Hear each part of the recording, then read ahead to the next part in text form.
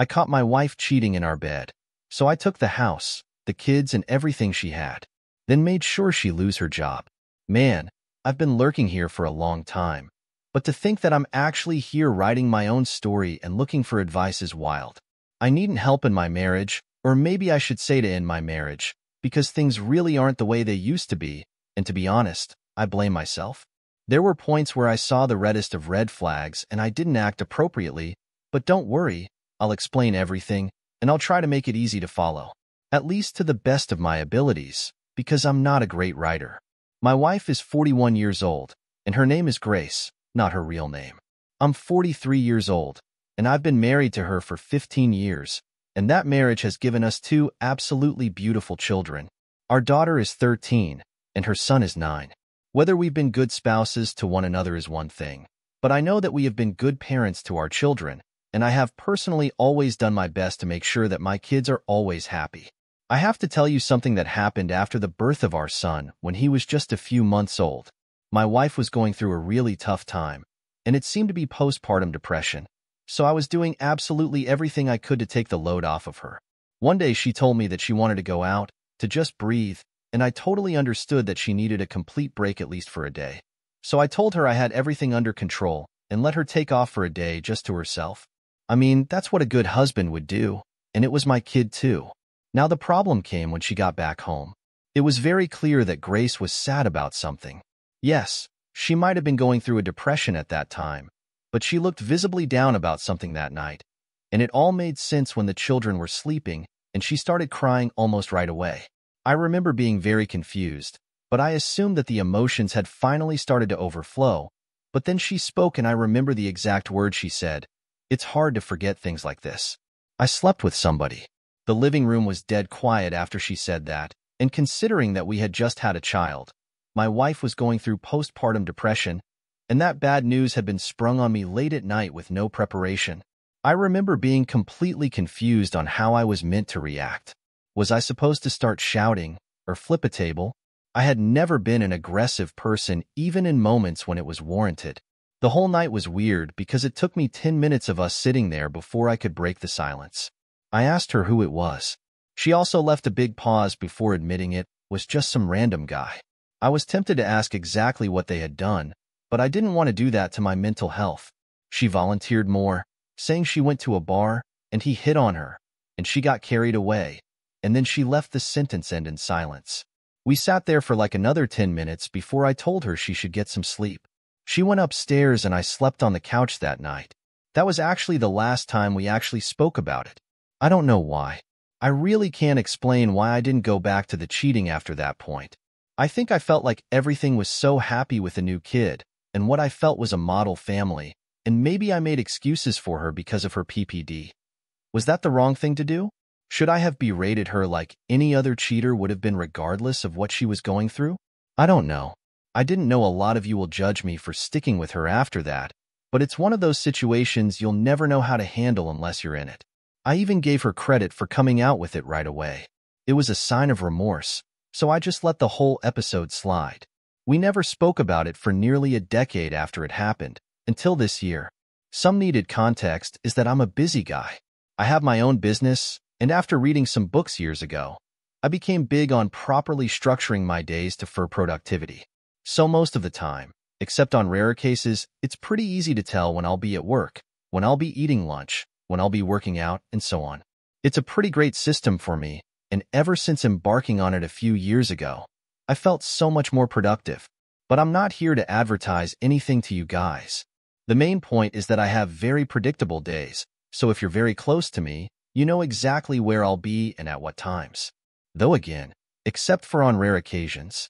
One day not too long ago, it was a Tuesday, so I was supposed to be at work from 10 a.m. to 6 p.m. before hitting the gym and returning home. The day started out the way it was supposed to, and I went out by 10 a.m., and everything was going the way it always does. I think it was around 2:30 p.m. that I got a call from one of my neighbors. His name is Steve. We were pretty friendly, but he rarely called me because most of our interactions were in person. I picked up the call and we exchanged the regular greetings and made a little of our usual small talk, but it seemed like he had something to say, so I asked him why he called. I might be very, very off. I mean, maybe I'm being paranoid on your behalf, but I've noticed a black Tacoma parked in your driveway. This might be the third time I've seen it over the last 2 months, but I only just saw the driver today, and it's a man. I don't know. I'm not trying to say anything is going on because I like Grace as much as I like you, but I've seen this car around when you are, so I feel it's better to be safe than sorry.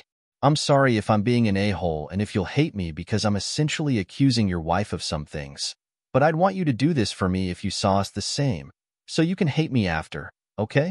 When he finished talking, my heart was already breathing pretty fast because it just zipped my memory right back to what had happened all those years ago. My wife wasn't an angel, I knew that, but I felt like it was truly a mistake she had made back then, and Steve could be very off at the situation. It could be a plumber or some other kind of handyman. I was trying to reassure myself, but I knew I would have to show up no matter what. I needed to have closure, so I told my workers that I'd be taking off for a bit. They were surprised because they knew all about my routine, but they didn't ask any questions. And I got in my car and headed home. If what Steve was saying was true, I couldn't announce my presence, so as I got to my neighborhood, I parked way down the street and decided to head to the house on foot. I got to my house in a few minutes, and I carefully unlocked the door and entered. The moment I stepped in, I was greeted by the scent of an unfamiliar perfume, and it was clearly masculine. I headed up the staircase, and halfway up it, I saw a loosened tie sitting on the upper landing, and when I got upstairs, 2 shoes tossed aside in front of the door. And then I could hear it. I could hear the bed creaking from inside the room, and I could hear their sounds. They thought they were alone, so the door was wide open, but they couldn't see me from where I was. And I remember standing there and really contemplating what I was going to do when I entered the bedroom. In fact, I remember thinking that I could walk back downstairs without either of them knowing that I was there, but I just kept thinking that this was our house. This was not the first time that my wife had cheated on me. She was sleeping with someone in our bed, a bed that I would have slept on happily hours later. I walked right into the room, and they jolted in fear. My wife immediately pulled the covers up to hide her body and her face, and the guy with her seemed incredibly confused. I wasn't convinced that he didn't know he had been sleeping with a married woman all this time. He was only shocked that I was around when she had probably guaranteed him I wouldn't show up. He started to wear his clothes, and my wife just hid beneath the covers. As I stood in the doorway, I really didn't know what to do. Like, what exactly is the appropriate reaction when you find your wife sleeping with another man in your matrimonial bed? Well, I figured out what my body thought was the appropriate reaction. The man, now with his pants on and trying to button up his shirt, walked towards the door to leave the room, and I slugged him. I didn't even think about it before I did. I just gave him a solid hook to the jaw, and he fell back onto the bed. My wife yelped when she felt the impact. The guy rubbed his chin and touched his busted lip to look at the blood, and he stood up again. This time, I let him pass, and I heard his car start up a minute later. I should have done more than just that, but 1, I could have killed him with the way I felt, and 2, I didn't want to waste all my energy on him when my wife was the one with the burden of faithfulness. I mean, I felt so gosh darn stupid. I had really let this woman cheat on me twice, or at least twice, and this second guy was a recurring thing. I really should have cut her off when I had this chance, new baby or not. I ripped the covers off her so I could see her face and her naked body. At that moment, I was disgusted by everything about her. Someone was just in her, and I think that I didn't go this deep and thought the first time she cheated on me because, if I had, I know I never would have touched her again. But here, I just saw a guy get off of her. They were just going at her a few minutes ago. Look at me. I barked at her because she was still covering her face like a schoolgirl, and I think the aggression with which I said it made her instantly obey. Once she made eye contact with me, all I said was, "This is over. I wanted a divorce, and I'm going to make sure that you regret taking me for a fool." Then I walked out. I left my wife there, got into my car, and went back to work. I really don't know why I returned to work, but I think I needed something to get my mind off of things. By the time I was done at night, I just went to a hotel with a bottle of scotch and drank so I wouldn't have to think about anything. I've already reached out to a divorce lawyer that was a no-brainer, and I've paid a retainer. I'm going to fight tooth and nail to make sure I get custody of my children. But beyond that, I want to cause her pain, and I'm trying to figure out how. I honestly can't be taken for a fool like this, especially because I already made myself a fool by letting her cheating, but get away with things once before. I guess it's true that once a cheater, always a cheater. Anyway, I'd love to hear your thoughts and hopefully advice on the approach I can take next. Edit. I saw a lot of suggestions saying that I aim for the job, and that's a good suggestion, but I'm really unsure of what angle I can take to get her fired. That one might be a tough ask, but I'll think more on it. Thanks for context. She works in a law firm, in case anyone has suggestions for me. Edit 2. I saw a suggestion about getting her in trouble by deleting important files she has access to or leaking confidential info. Thankfully for me, I do know a few of her passwords after so long together, so this might actually be practical. I'll see what I can do, but for now, I've got to go. Until the next update, I suppose. Update 1. I'm really happy as I'm writing this update because the divorce proceedings have finally concluded between I and my ex-wife, Grace. Hopefully you all remember the story well enough. It was a pretty messy journey here, so let me tell you guys everything and how it went down. So, after I got my wife cheating in our bed, I went to sleep in a hotel, and I was there for about 5 days because I was totally unsure about how to go about things. After that, I showed up at the house to see my kids and make up a dumb excuse as to why I might not be around every day, which broke my heart. I went to my brother's place following that, which wasn't too far. I had to tell my workers I wasn't feeling great, and I didn't show up until the next week. However, it was during that time that I had gotten a lawyer, and he had started the necessary paperwork for me. He told me that things would probably be tough, especially since my wife worked at a law firm, but he was the best in the state, according to him, so I felt confident. My wife got served at work, which made me glad because it must have caused a bit of embarrassment, but that was just the start of things. An important piece of the puzzle came together on one of the days when I came home to see the kids. Tell me why my son told me about the time when he was sick and took time off from school for 2 days, which I recall and just randomly mentioned Mom's friend. As soon as he said that, I started recording the audio. Apparently, Mom's friend drove a big black car, and she came around on one of those days he was at home.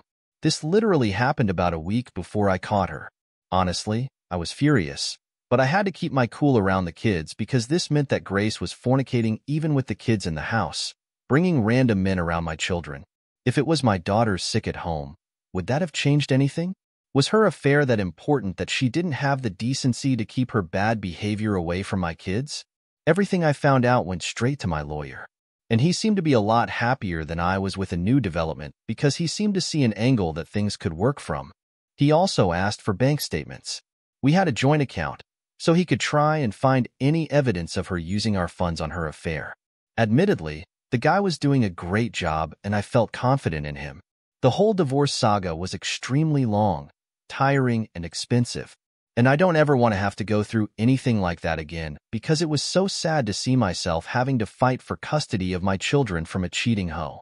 Honestly, it went on for several months, and every time I remembered I was about to split my children's home, I had second thoughts. But I realized that the unhappiness would be evident between their mother and me, and it wasn't worth them growing up in that kind of household. Anyway, to get the whole thing short, I was very happy with what was awarded at the very end of the day. I have to pay alimony. It's not going to kill me, but I have to pay some nonetheless. However, I don't care about that part because I got sole physical custody of the kids. It was messy getting to that point that there was a good argument made about her endangering the kids by bringing strange men to the house. Who knows how many more entered the residence that we are not fortunate enough to know about, said my lawyer. Legal custody is shared, but I'm fine with that. She's still their mom after all, as much as I might now hate her guts. Another good piece of the pie? Along with the custody of the children, I naturally got the house. Because why uproot the kids from where they live and school and have friends? Can't have 3 people that leave the house on behalf of a cheater after all? That was all a very major win for me, and I'm glad that I was able to get this much from the situation. But I don't think I'm done. I couldn't engage in any other plots because the divorce was taking up all the time. But now that's done. Who knows? I might have another update for you all in the future. We'll see anyway. Update 2. It's me, back again, months after my last update. I'm sorry for being so tardy, but revenge takes time, and I'm happy to say that this should be the final update. Now, let me cut to the chase. What I wanted to take last was my ex-wife's job. I really wanted to go after her fair partner, but I had no idea what his name was or where I could find him, so I let it go. At least I got to slug him, though, which made me feel very good in retrospect. I think those have recommended in the comments of my original post way back whenever, but I took one of the suggestions that was made there. About a month after the divorce, I was able to get into my ex-wife's Google Drive because she was still using the same password that I knew. I did this at night with a VPN active, since I already knew I was up to no good. I knew that I should have stopped with my win in the divorce, but there was something that just made me have to get back at her in full. Anyway, I spotted the files that she had been working on last, and I downloaded a bunch of them that seemed confidential. Then I deleted them. Yes, I do recognize that what I was doing was illegal, but honestly, I couldn't care less. Like I said, she works at a law firm. Not the biggest one in the world or anything, but sizable for where we lived. I wasn't too scared of them, especially after they weren't much of a threat during the divorce. The files I took were all I needed, and I gave it about a week before I did anything with them. This is where things got fun. I had a friend in another country who knew all about the divorce and the cheating, and he was entirely on my side through the whole thing. We've been friends for a very long time, so I had him sign up for a new email account. I had sent him the confidential files through a separate platform, and all I told him to do was send those files to the law firm's email address with some cryptic message about how a certain Grace had left herself open, and those confidential files had been posted to the dark web. They hadn't, but it made the whole thing seem more nefarious. After this point, he told me he never got a reply from the law firm, and I wasn't surprised. In fact, I didn't hear much about the situation until Grace called me about 2 weeks after asking whether she could get her alimony early. I asked why, and all she said was, "Just trouble at work, that's all you need to know." There was an edge to her voice that normally would have pissed me off, but in this case, my goodness was it sweet to hear. It was only about a month after that she had ranted to me about how she had been let go because of some kind of security breach at work. That wasn't her fault, and I had to mute the call to laugh at how everything worked out for me. At the end of the day, I got the kids, I got the house, and I got her job. Not that I needed it for anything, but my own satisfaction. I hope I never get found out, and I probably won't because I doubt they'll deem it big enough to warrant investigation. She was never a big shot at work. The moral of my story is that sometimes being the bigger person is not the most satisfying way for things to go. So if you ever get the chance to get some sweet revenge, take it. It's not going to fix your ex-wife sleeping with someone else, but it'll certainly make you feel better than alcohol can.